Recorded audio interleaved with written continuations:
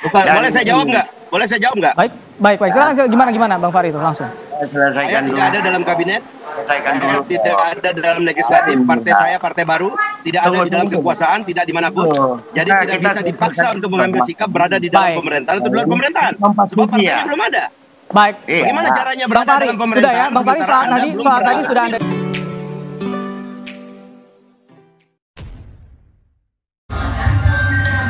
Assalamualaikum warahmatullahi wabarakatuh. Jumpa lagi dengan saya di channel Gagasan Progresif 9, sahabat sebangsa dan seterusnya di mana saja Anda berada. Kali ini ada informasi yang cukup menarik.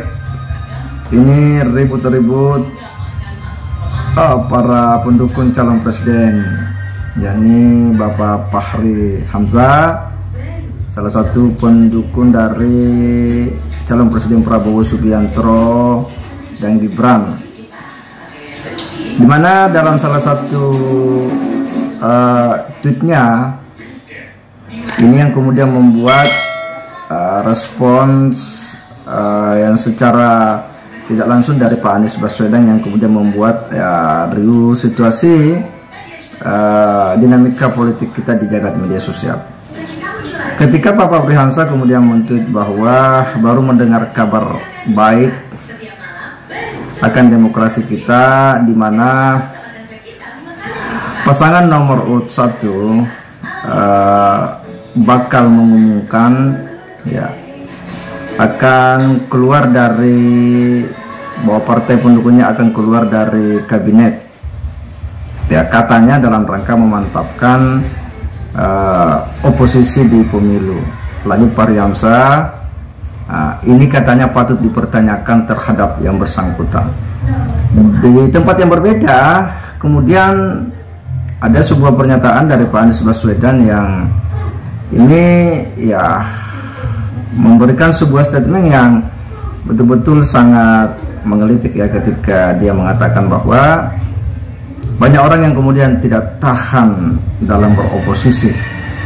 Lalu siapakah yang dimaksud? Orang yang tidak tahan dalam beroposisi.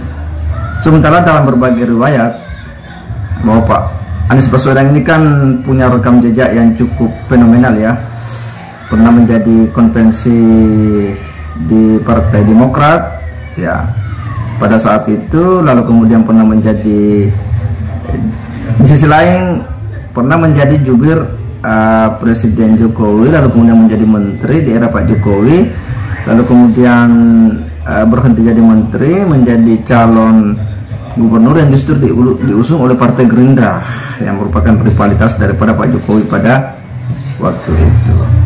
Dan ini yang kemudian menjadi sesuatu yang menarik bagi publik untuk memahaminya. Nah, seperti apa pernyataan dari Pak Fahri Hamzah yang ini cukup menarik, sebuah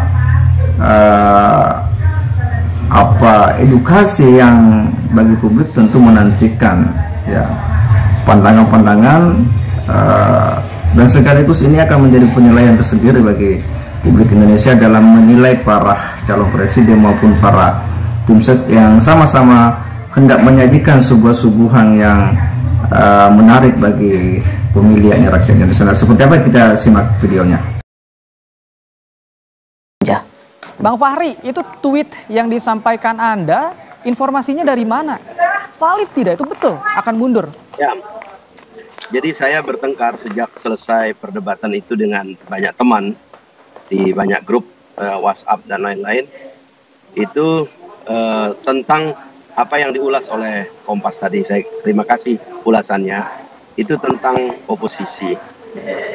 Saya kira agak penting untuk bertanya sebenarnya, menjawab gugatannya Bung Anies Baswedan tentang siapa sebenarnya yang tahan beroposisi, siapa yang tidak tahan beroposisi.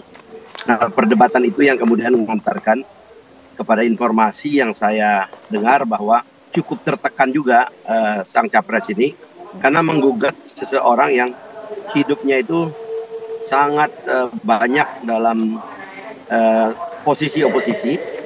Bahkan kemudian dalam situasi itu pun dia membentuk dan mengorbitkan banyak tokoh-tokoh dalam situasi beroposisi itu, termasuk saya kira Gubernur Jakarta yang lalu, Bung Anies Baswedan, itu diorbitkan. Saya tahu betul prosesnya karena sebenarnya di koalisi waktu itu yang sudah bersiap-siap untuk dicalonkan oleh Pak Prabowo dan koalisinya adalah Profesor Yusril Iza Mahendra yang waktu itu surveinya sangat tinggi melawan Ahok. Tapi kemudian Bung Anies masuk belakangan atas rekomendasi dari Pak JK waktu itu yang menelpon dari luar negeri. Setahu saya yang saya dengar seperti itu. Jadi sebenarnya itulah yang saya tagih sekarang ini.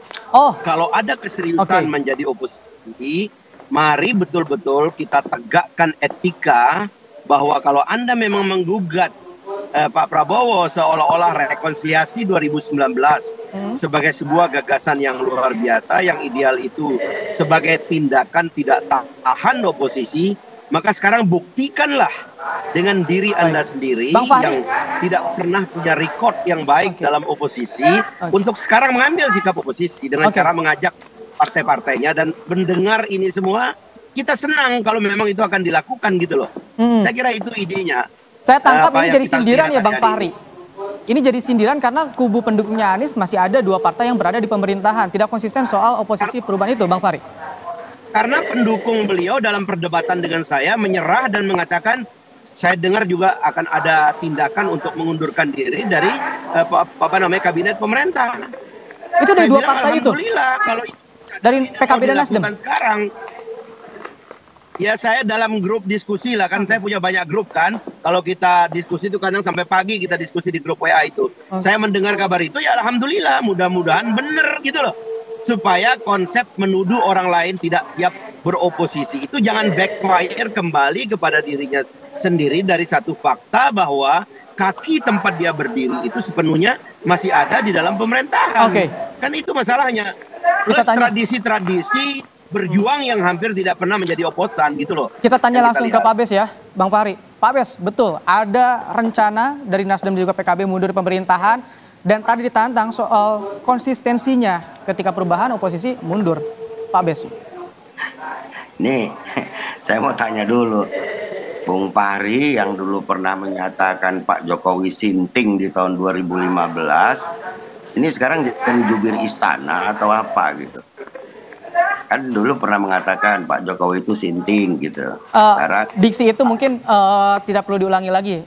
Pernah menyindir atau pernah mengkritik Pak Jokowi ya, Pak Bes, karena kita live juga nih. Nah, ini kan mengklarifikasi bahwa sebetulnya mengkonfirmasi bahwa sebetulnya Bung Fahri ini juga nggak tahan jadi oposisi kan gitu. Iya toh? Boleh saya jawab nggak? Boleh saya jawab nggak? Baik. Sekarang gimana Bang Fahri itu langsung? Selesaikan dulu. Tidak ada dalam kabinet. Selesaikan dulu. Tidak ada dalam legislatif. Partai saya partai baru. Tidak ada di dalam kekuasaan. Tidak dimanapun. Jadi tidak bisa dipaksa untuk mengambil sikap berada di dalam pemerintahan atau di luar pemerintahan. Sebab partainya belum ada. Dalam Bagaimana caranya Bang Fahri, sudah ya Bang Fahri, soal tadi sudah Anda jawab. Saya langsung kasih kesempatan ke Pak Bes. Pak Bes, silakan lanjutkan. Pak Anies Baswedan ini ada hubungannya dengan Pak Jokowi. Ini hubungannya dengan calon Anda. Dia juga bukan bagian dari anggota Partai Nasdem. Beliau juga bukan anggota partai PKB, bukan juga PKS. Masa Pak Anies disuruh oposisi? Terus kemudian jadi apa ada berarti nggak ada hubungannya antara pencalonan Anies Baswedan dengan partai politik? Makanya tadi harusnya diperdengarkan dulu apa yang disampaikan Pak Anies. Oleh karena apa? Beliau tidak menuduh Pak Prabowo, beliau hanya menyampaikan fakta. Dan Pak Prabowo tidak membantah itu, kan cuma nyengir aja Pak Prabowo. Dan kemudian Anda seakan-akan menjadi perwakilan daripada Pak Jokowi untuk menyampaikan itu kan salah sebetulnya. Hubungannya dengan Pak Jokowi, ini kita bicara Pak Prabowo kok. Saya anggota tim bicara Pak Prabowo, Bu.